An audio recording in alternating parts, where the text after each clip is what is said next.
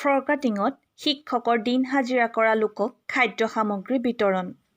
গোলাঘাট জিলাৰ ফৰকাটিং উলুতলি গাঁৱৰ শিক্ষক উমেশ্বৰ দত্তই আজি দিন হাজিৰা কৰা প্ৰায় 20টা পৰিয়ালক খাদ্য সামগ্ৰী বিতৰণ কৰে। শিক্ষক দত্তই অঞ্চলটোৰ লোকসকলক চাউল, আলু, পিঁয়াজ, ৰঙালাও, চাবোন আদি সামগ্ৰী প্ৰদান কৰে।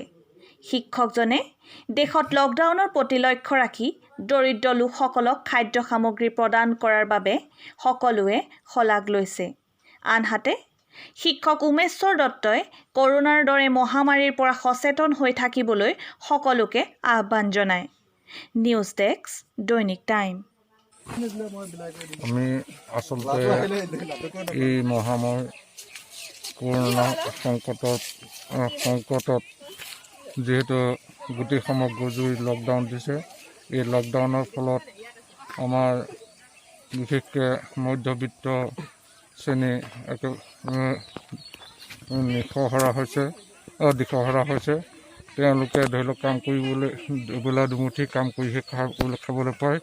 সেই হেতুকে কাম কৰিব নোৱাৰাৰ ফলত যিহেতু লকডাউনৰ ফলত ঘৰতে থাকিবলগীয়া হয়, তেওঁলোকে এতিয়া খাদ্য সংকটত পৰিছে। আপুনি এতিয়া কিমান ঘৰক দিলে?